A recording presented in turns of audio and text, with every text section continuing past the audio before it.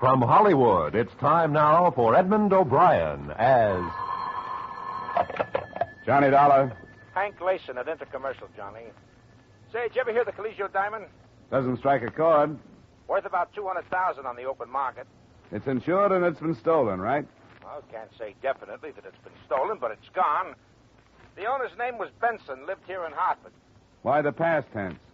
They found him last night in his study, murdered.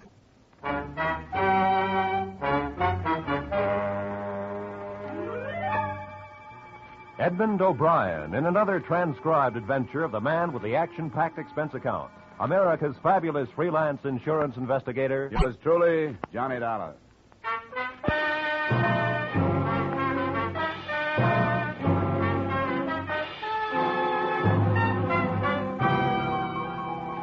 Expense account submitted by Special Investigator Johnny Dollar to the Intercommercial Insurance Companies of America, Home Offices, Hartford, Connecticut. Attention, Henry Layson. The following is an accounting of my expenditures during investigation of the Collegio diamond matter. Expense account item 1, $1.20 taxi fare to the western part of town where the better homes are situated. Mr. Charles Benson's home was back from the street and encircled with a high, well-trimmed hedge. The black wreath was already on the door. A young lady, very pretty in a black dress, received me in the study. You're Mr. Dollar? That's right. Mr. Layson phoned and said you were on your way.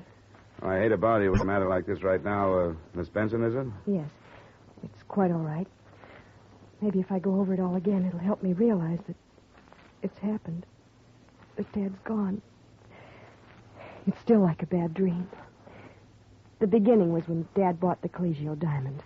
When was that? About 3 years ago in Italy.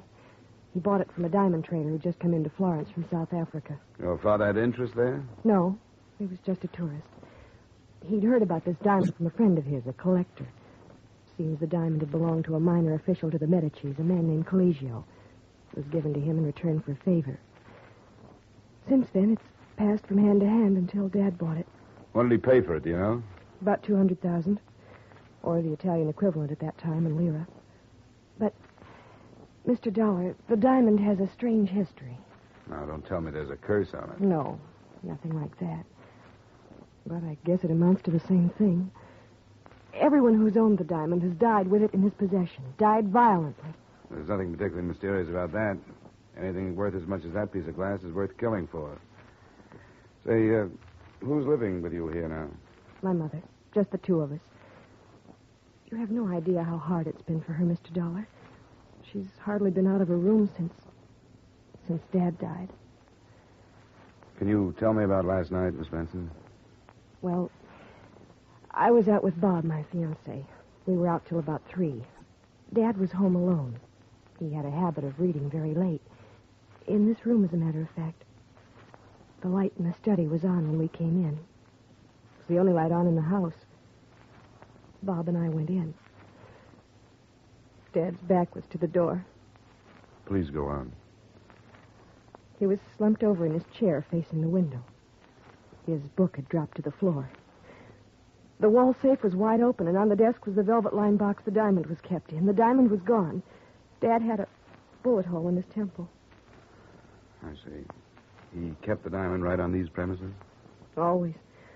We warned him time after time not to. We told him to keep it in his safety deposit box at the bank, but he refused. Always said that a diamond wasn't worth having unless you kept it in your possession and enjoyed it.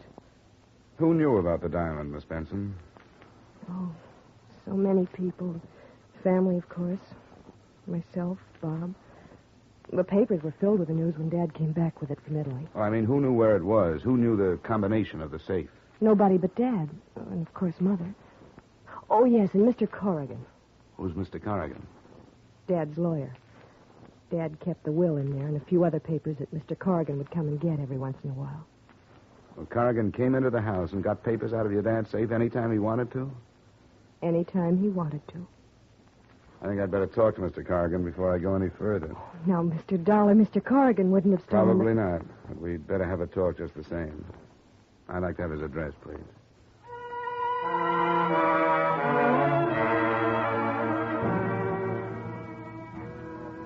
Expense account item 2, 80 cents taxi fare to Main Street, where Mr. Corrigan's office was located. An elevator ride and a walk down a marble hall took me to the frosted glass door on which was printed Corrigan and Bishop, attorneys at law. I talked myself past a receptionist and a secretary and wound up refusing a cigar from Corrigan himself. You're in the insurance business? The investigation end. I understand you were Mr. Benson's lawyer. That's right. Mr. Benson had the utmost... Oh, excuse me. Yes. No, Vermont maple. Well, $45,000 is way too much. Yes, in board feet. Have them ship it from Montpelier, if that's the case. Well, have them try to get it down then. Yeah. Yes, Mr. Dollar, Mr. Benson and I were associated for about 15 years in one way or another. We went to school together.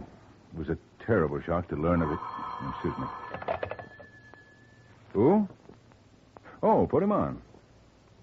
Harry, what's with Chicago? No, same thing.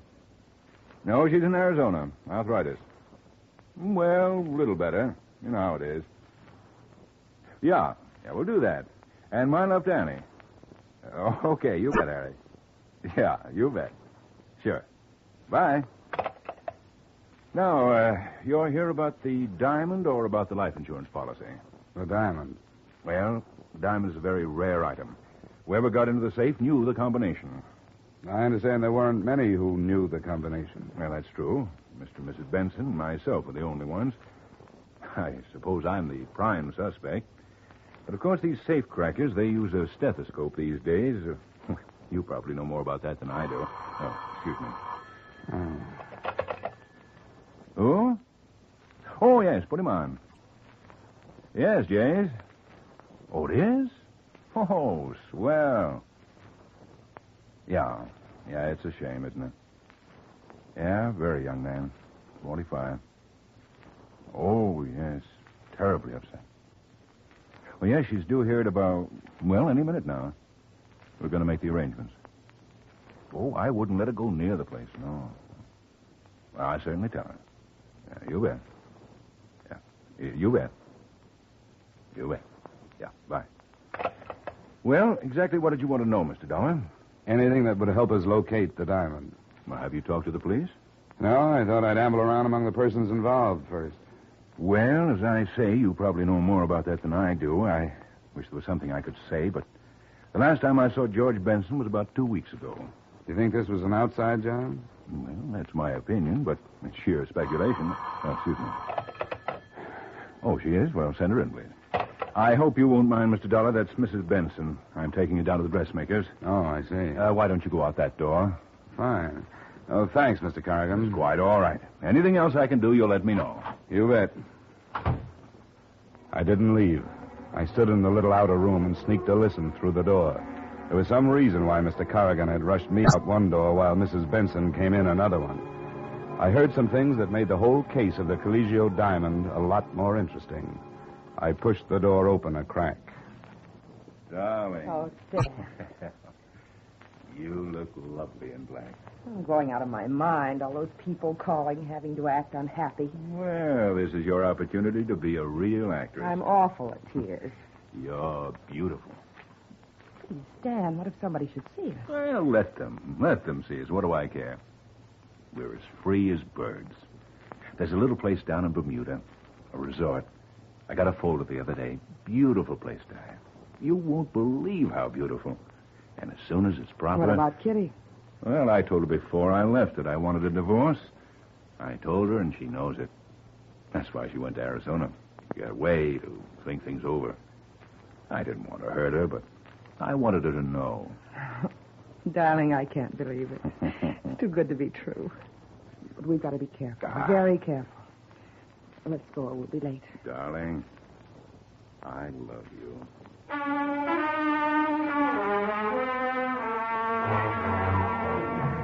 On that somewhat touching note, I quietly closed the office door, turned toward the door that would lead me out into the corridor, put my foot to a rough edge of carpet, and promptly fell flat on my face.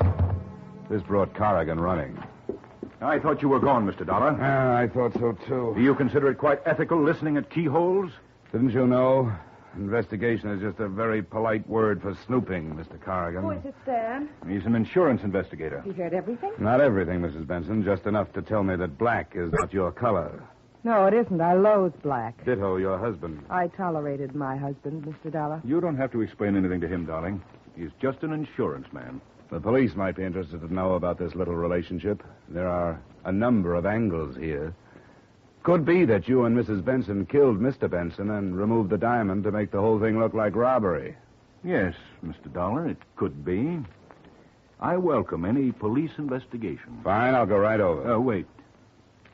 I don't think right now would be quite the opportune time. Guilty or not guilty, I have a reputation. In the light of that corny love scene you two just played, I can't imagine why. Mr. Dollar. Sorry. Well, what do we do? We'll stand around embarrassed? Let's have it. Why did I get the Rush Act out of your office? Well, that's simple, Mr. Dollar. I was afraid that Diane would give away our relationship. He's right. I'm not a very good actress. When did this thing start? Must you know everything? I think so. About 7 years ago. The wool you were pulling over Benson's eyes must be pretty worn by now. We did nothing to be ashamed of. I resent this. I resent the whole thing. I don't think I want to tell you anything more, Mr. Dollar. I don't blame you. And you know, it's all kind of dull anyway. I'll go to the police. They'll probably have something much more interesting. Don't worry, Corrigan. I'm not going to breathe a word of this unless I feel it necessary.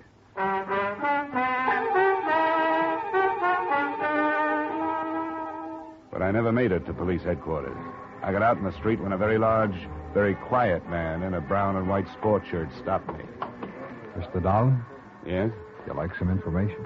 About what? The Fifth, the Tropical. I never play the ponies. These ponies you play. Hop in. Thanks. No. Oh, come on. Hop in. Is that dangerous, that steel thing in your pocket? How very discerning of you to recognize the outline. Inside. Right. Okay, Bunny. Relax, Dollar. Where are we going? You're going to sleep. I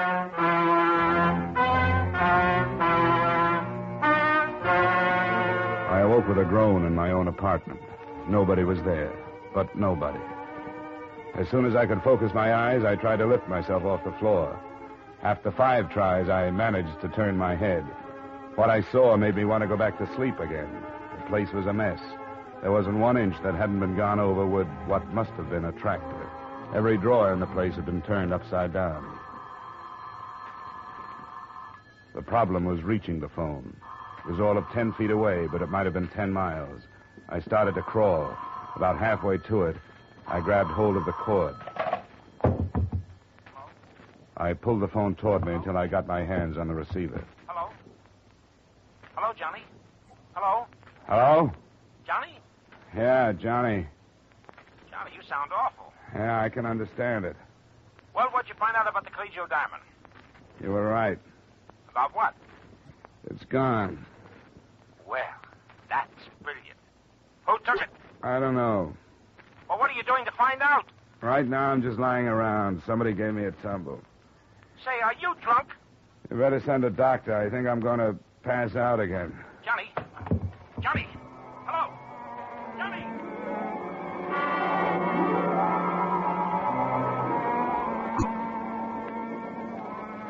Johnny, I can't talk to you now. I'm not on the phone. I'm here. Huh? Oh. You look funny with 4 heads. Well, might as well put this phone up. Oh, come on. Stop that nonsense. Now, look, I hate to bother you with business, but what happened to you? I'll tell it all to the police. You think I want the police in on this? Well, why keep them out? Publicity for the company. I want the public to think Intercommercial is able to take care of itself. Now, come on, what happened? Somebody asked me for a ride. Asked me if I wanted a ride. Then they gave it to me. Oh, it looks like they were looking for something. Did you have something they might have been looking for? If I had something they were looking for, I wouldn't know it. But they must have thought I had something they were... Look, I'm going round and round already. Ask me no questions. Have you got any idea what it might be they were looking for? Maybe the diamond. Yeah, say, maybe the diamond. See, that's right. That could be. Now go away. Well, we'll take you off the case and put someone else on, so you can have a nice rest. Oh, no, you don't. Well, I thought that would pep you up. Yeah, money always does. Now get out of here and let me fasten my head back on. Do you want something? Yeah. Get me an aspirin. Hello? Mr. Dollar? Yeah? This is Betty. Betty Benson. Oh, yeah, sure. How are you? Mr. Dollar, the police have just been here. What happened? They found the gun that killed Dad Oh, good.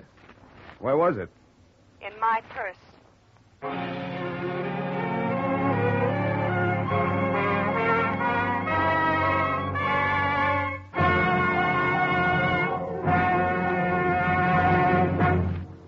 We will return to the second act of yours truly, Johnny Dollar, in just a moment.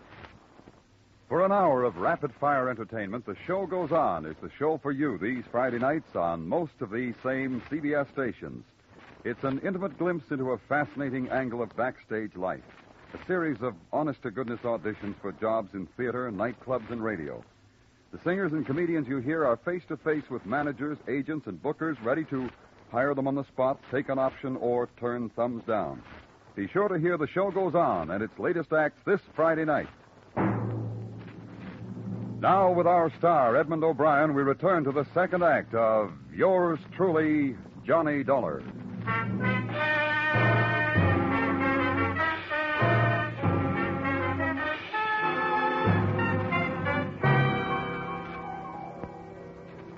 Expense account item 3, taxi fare again. $1.30 to the Hartford City Jail, where an old buddy of mine by the name of Lieutenant Parnell was quizzing Miss Benson with the nastiest bunch of leading questions I've ever heard. Now, why did you kill your father, Miss Benson? Now, come on. We'll make it much easier for you if you'll only... Hey, Parnell. Come on, give her a break. Oh, the insurance man. Yeah, I wondered when you'd be over. Hey, what happened to your head? When I find out, I'll let you know. Don't let him talk you into a thing, Betty. Get a good lawyer. Well, for one thing, Corrigan is on his way over. For another, the best lawyer in the world couldn't do it any good. The gun had her prints all over it. Would I put a murder weapon in my purse with my fingerprints on it, Lieutenant? Now, would I? If you didn't have time to get rid of the gun, why not? You're getting woozy, Lieutenant. Why don't you take a break? They've got the Giants game on the radio out there. Why not go out and see how they're doing? No. I might miss something, Dolly. Maybe you can do better with it than I can. I'll just sit down over here and listen. All right, now, how's that? Fine. Okay, now, Betty. How did the gun get into your purse? I don't know, Mr. Dollar. The lieutenant was searching through my room and found this purse. And there it was. But I didn't carry that purse the night Dad was killed. I haven't used that purse in a long time. Somebody put the gun in there. Can you prove it? Well, no. Nobody saw you that evening, huh? Nobody but Bob. Bob, your boyfriend, huh? All right, now I've got the necessary papers. You leave her alone. Dollar, what are you doing here? I just came over to add to the confusion. Betty, are you all right? Hello, darling. I'm all right. Looks like Grand Central Station. Come on, Betty. We'll have you out of here in jig time. This is Bob Gorman, my fiancé, Mr. Dollar and Lieutenant Parnell. Hello, how are you? Yeah, that was nice. Like a Washington hostess. Now, let's try to wind this thing up. Mr. Corrigan, were you anywhere in the vicinity of the Benson home the night Mr. Benson was murdered? Absolutely not. Oh, yes, you were. You were visiting Betty's mother. That's a deliberate lie. I was nowhere near... I don't know why I'm submitting to intimidation from you, Gorman. Seems to be a little difference of opinion here, Lieutenant. Mm-hmm. You were quite a comfort to Mrs. Benson during the period of her bereavement, weren't you, Corrigan? I refuse to answer on the grounds that it might incriminate me. You're darn right it would incriminate you. The way you've been carrying on with Mrs. Benson, everybody knows about Bob. it. No, I'm going to get it off my chest. Betty's father was no sooner dead than he was hustling Mrs. Benson this place and that Why, place. you young... Temper, Mr. Corrigan. Let's save that for the jury. He can't make accusations like that. They aren't just accusations, Mr. Corrigan. They're true. Nobody had a better reason to kill Dad than you did. Love, huh? Say, anybody in this room happen to know where the Collegio diamond is? No. Huh. I didn't think so. But if you'd Mr. like to know Corrigan, why I I perfectly did- well, but I just wanted to say goodbye. Okay, now go ahead. If Mr. you'd like to know Corrigan, why I Mr. make it... Corrigan, Wait, now, wait.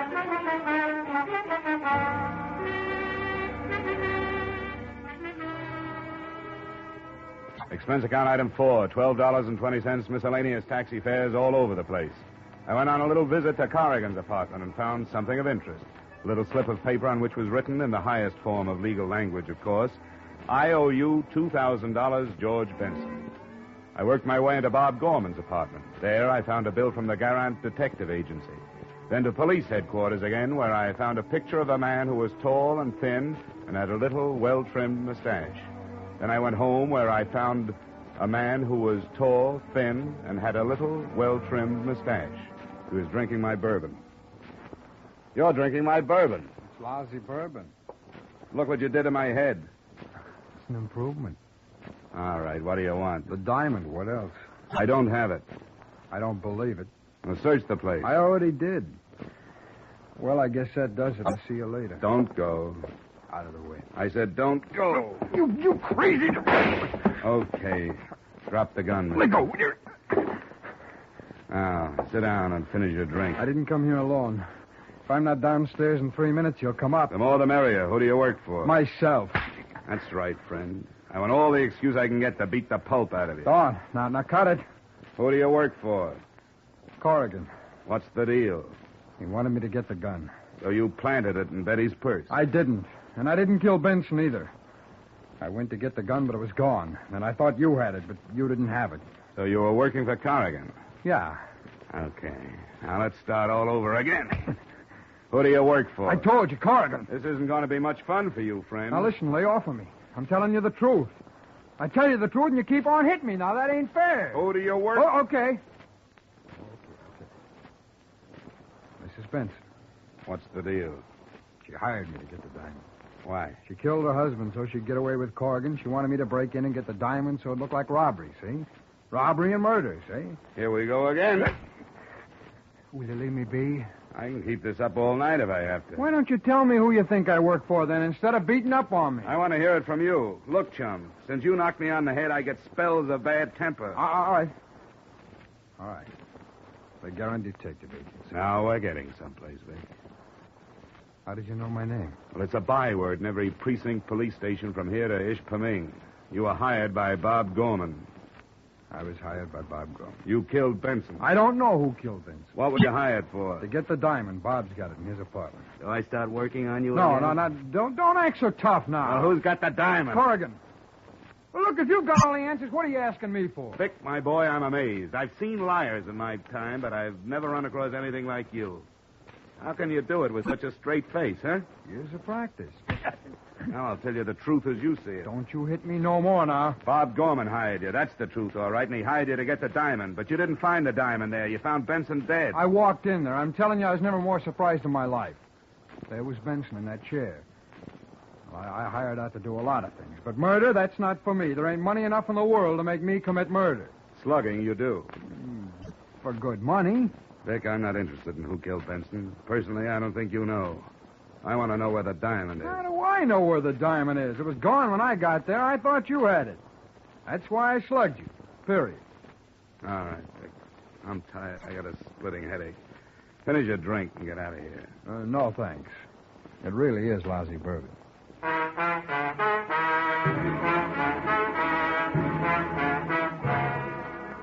Things were as dark as ever. Vic was no help. I knew Bob hired him, but that was all I knew. The next stop seemed to me to be Bob himself. I called him and told him to come over. He was very accommodating. A half hour later, he was tapping gently at my door. Hello, Mr. Dollar. Come on in. Don't mind the dirty glass on the table there. I just got through entertaining one of your employees. One of my employees? I believe he said his name was Vic. Vic Hastings. I never heard of him. Come on, Bob. You can be yourself with me. Vic talked to me like a brother. I never heard of him. You may not be conscious of it, Bob, but you're in plenty of trouble. The police are looking for the diamond, and they're sure whoever has the diamond killed Mr. Benson. I'm just an insurance investigator. I have nothing to do with the police department. All right, Mr. Dollar. I did hire Vic Hastings. I sent him after the diamond. He thought I had it. Yes. When he found out you didn't, he came back and threatened me. He wanted money. I didn't have any, but I told him I'd give him a cut when I got it. Is this a regular business of yours, stealing diamonds? Look, Mr. Dollar, I didn't kill Mr. Benson. I didn't ask you that. I asked you about the diamond. I heard about the diamond when Mr. Benson bought it. I had to have it. I wasn't going to sell it, not then. I just wanted it. I crashed a party at the Benson house about 4 or 5 months ago. I met Betty, and I started to date her. That's as good a way as any. Oh, you've got it wrong, Mr. Dollar. Sure, I wanted to get at the diamond. That's why I started taking Betty out. But things are different. I love her. We want to get married. Very sweet. Only you didn't hire Vic to get the diamond 4 or 5 months ago, Gorman. So get that pleading look out of your eyes. You don't do a thing to me. You're not going to the police. Put it down, Gorman. Stay where you are. Don't try to follow me or I'll blow your head off. So long, Dolly.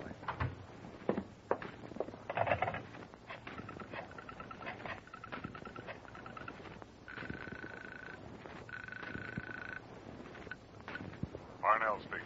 This is Dollar, Lieutenant. Better send out a code 1 on Bob Gorman. What's he wanted for? Well, you can call it suspicion of murder.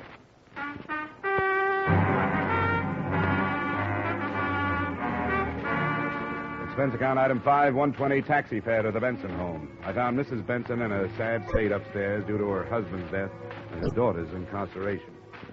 Why must you pester me about a thing like this now, Mr. Dollar? Haven't you any consideration? Sorry, Mrs. Benson, but it's a job. The sooner we get over this hurdle, the better off we are. Now, I know all about your relationship with Tarek. All of that has nothing to do with the case. Well, perhaps not. I know who killed my husband, and I know why, and I know who has the diamonds. Who? I can't prove it. I couldn't take it into a court of law. Well, let me worry about that. What's your idea, Mrs. Benson? Bob Gorman.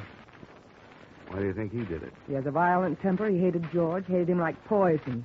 George never wanted him to marry Betty. Sorry, that motive doesn't click with me. Now, let me tell you who killed your husband. You and Corrigan. How dare you? wanted to get rid of him. You two are the only ones who knew the combination of the safe. You took the diamond and killed Benson. Why, you... And you planted a gun in Betty's purse. Do you mean to suggest that I would try to make my own daughter out to be a murderess? That's just what you hoped the police would think. That if anybody were framing your daughter, it wouldn't be you. You knew the police would clear Betty because she was nowhere near the house when the murder occurred. And you thought they'd assume that Bob Gorman planted the gun in Betty's purse. That's a lie. Come on, Mrs. Benson. It's all out in the open now. Stay where you are, Dollar. Corrigan. I was expecting you. You're pretty good at this business of investigation, aren't you? It's a shame to have to end such a brilliant career. Well, that's the way it goes. Here today, gone tomorrow. You aren't going to mess up Mrs. Benson's pretty bedroom, are you? Not at all.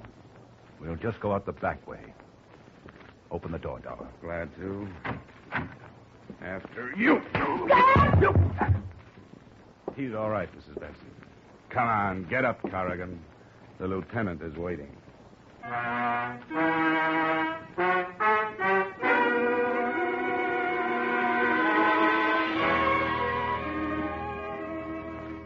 In case you should ask, how did you know, Mr. Dollar, that Corrigan and Mrs. Benson killed George Benson? The answer? I took a big guess. I told them my guess, and with the authority of an Illinois judge, they swallowed it and they confessed. To wind it all up, I might add the following. They got Bob Gorman. He's being sent up along with Vic Hastings. His police record makes Vic's look like a bad report card, which means Betty is going to have to look for a new boyfriend. The insurance company has saved a good deal of money.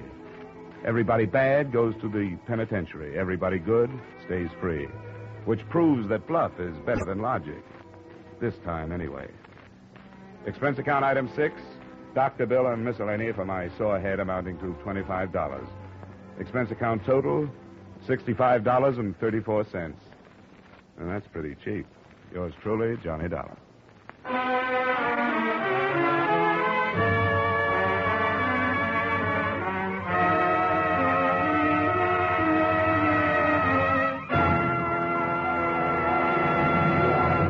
Yours truly, Johnny Dollar, stars Edmund O'Brien in the title role, is written by Gil Dowd and David Ellis, with music composed and conducted by Leith Stevens. Edmund O'Brien can soon be seen in the Columbia Pictures production 711 Ocean Drive. Featured in our cast this evening were Wally Mayer, Jane Webb, Bill Johnstone, Virginia Gregg, Stacey Harris, Bill Boucher, and Harry Bartell. Yours truly, Johnny Dollar, is produced and directed by Jaime Del Valle.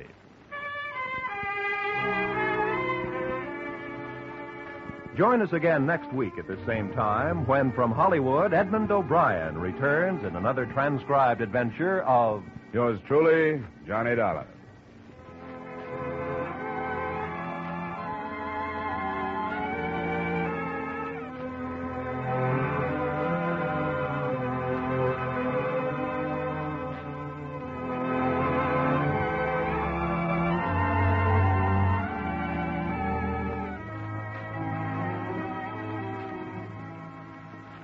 Crime goes down for the count on Friday night with two of CBS's top thrillers. Broadway is My Beat and Up for Parole, heard over most of the same CBS stations. The Gay White Way is the scene for many an exciting criminal chase with Danny Clover on Broadway's My Beat.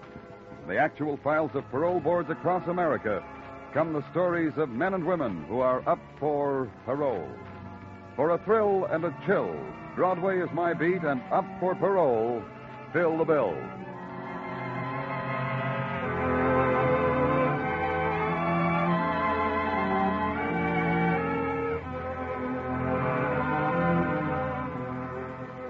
This is CBS, where you thrill to gangbusters every Saturday night, the Columbia Broadcasting System.